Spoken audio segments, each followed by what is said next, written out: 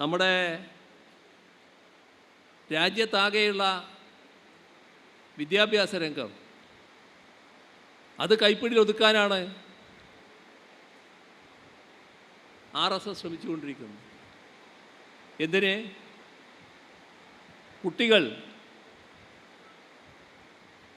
വിദ്യാഭ്യാസത്തിൻ്റെ ഭാഗമായുള്ള പാഠപുസ്തകങ്ങൾ പഠിക്കുമ്പോൾ അതിലൂടെ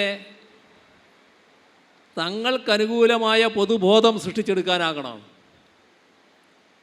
അതിന് ചരിത്രഭാഗങ്ങൾ തിരുത്തുന്നു. മഹാത്മാഗാന്ധിയുടെ വധം പാഠപുസ്തകത്തിൽ വേണ്ട. മുഗൾ രാജവംശത്തെപ്പറ്റി ഒരക്ഷരം പാഠപുസ്തകത്തിലുണ്ടാകരുത്. ഈ രാജ്യത്ത് എത്രയോ സംസ്ഥാനങ്ങളില്ലേ? കേരളം എന്ന ഒരു സംസ്ഥാനം മാത്രമാണ് അന്നിവിടെ LDF ഗവൺമെൻറ്റാണ് എന്നുള്ളത് കൊണ്ട് ഈ ഒഴിവാക്കിയ പാഠപുസ്തകങ്ങൾ പ്രത്യേകം അടിച്ച് പുസ്തകമാക്കി കുട്ടികൾക്ക് കൊടുത്ത് പഠിപ്പിക്കുന്ന നിലയെടുത്തത്. ഇന്ത്യ ഗവൺമെൻറ് ഇവിടെ പ്രത്യേകമായൊരു പദ്ധതി PM ശ്രീ, അതിലൂടെ വിദ്യാഭ്യാസത്തിൻ്റെ പുത്തൻ വിദ്യാഭ്യാസ നയം നടപ്പാക്കാനുള്ള പുറപ്പാട്. ഘോര പ്രസംഗം നേരത്തെ നടത്തിയവരാണ് ഇവരെല്ലാവരും. LDF സർക്കാർ PM ശ്രീ നടപ്പാക്കുന്നതിനെതിരായിരുന്നു, കൃത്യമായി പറയുകയും ചെയ്തു. അപ്പോൾ LDF സർക്കാർ ആ കാലത്ത് PM ശ്രീ പദ്ധതി നടപ്പാക്കുന്നില്ല എന്ന് വന്നപ്പോൾ വിദ്യാഭ്യാസ മേഖലയിൽ ചെലവഴിക്കേണ്ട മറ്റ് പണമുണ്ട്, SSKയുടെ ഭാഗമായി കിട്ടേണ്ട ഫണ്ട്, അത് കോടാനുകോടിയുണ്ട്. ആ ഫണ്ട് മുഴുവൻ തടഞ്ഞു വെക്കുന്ന സ്ഥിതി വന്നു. അപ്പോൾ വല്ലാത്ത ശ്വാസം മുട്ടലായി. ആ ഘട്ടത്തിലാണ് ഒരു MOU ഒപ്പിടുന്ന നിലവുണ്ടായത്. ഈ SSK ഫണ്ട് റിലീസ് ചെയ്ത് കിട്ടുമെന്നാണ്. PM ശ്രീയുടെ ഭാഗമായിട്ടൊരു കാര്യം ഇവിടെ നടപ്പാക്കുന്നില്ല.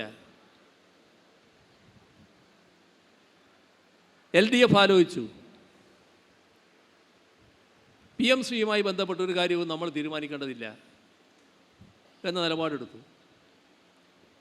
ആ നയപരമായ തീരുമാനത്തിൻ്റെ ഭാഗമായി LDF സർക്കാർ കേന്ദ്ര ഗവൺമെൻറ് അറിയിച്ചു, ആ ഒപ്പിട്ട ധാരണാപത്രം തുടരുന്നില്ല, അത് മരവിപ്പിക്കുകയാണ്.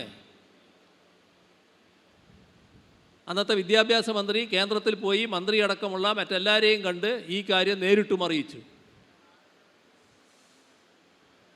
പുതിയ ഗവൺമെൻറ് വന്നു.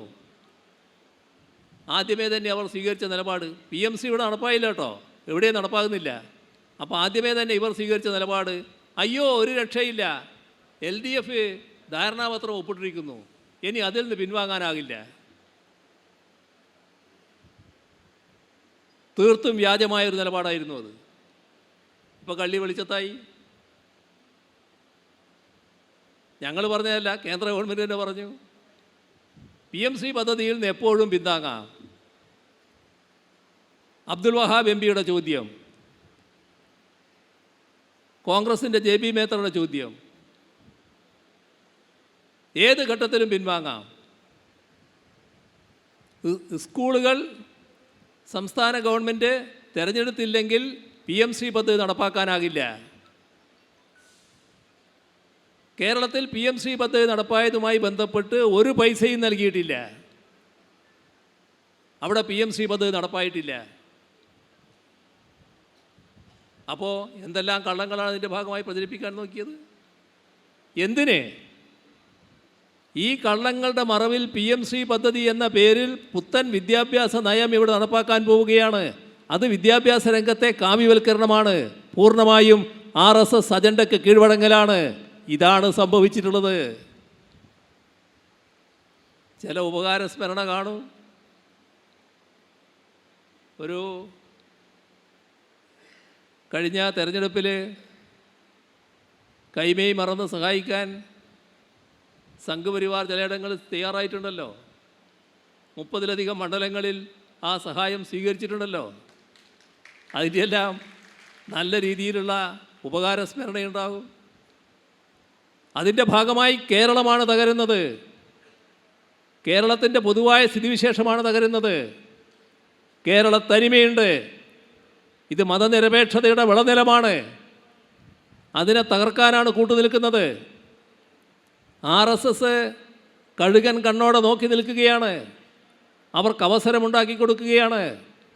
നിങ്ങൾ പ്രവാസ ലോകത്തെ കാര്യങ്ങൾ ചിന്തിക്കുന്നതോടൊപ്പം ഈ കാര്യവും ഗൗരവമായി ചിന്തിക്കണമേ എന്ന് മാത്രം അഭ്യർത്ഥിച്ചുകൊണ്ട് മറ്റു കൂടുതൽ കാര്യങ്ങളിൽ കടക്കാതെ നിറഞ്ഞ സന്തോഷത്തോടെ ഈ സമ്മേളനം ഔപചാരികമായി ഉദ്ഘാടനം ചെയ്ത് അറിയിച്ചുകൊണ്ട് അവസാനിപ്പിക്കുന്നു. നിങ്ങൾക്കെൻ്റെ സ്നേഹാഭിവാദനങ്ങൾ.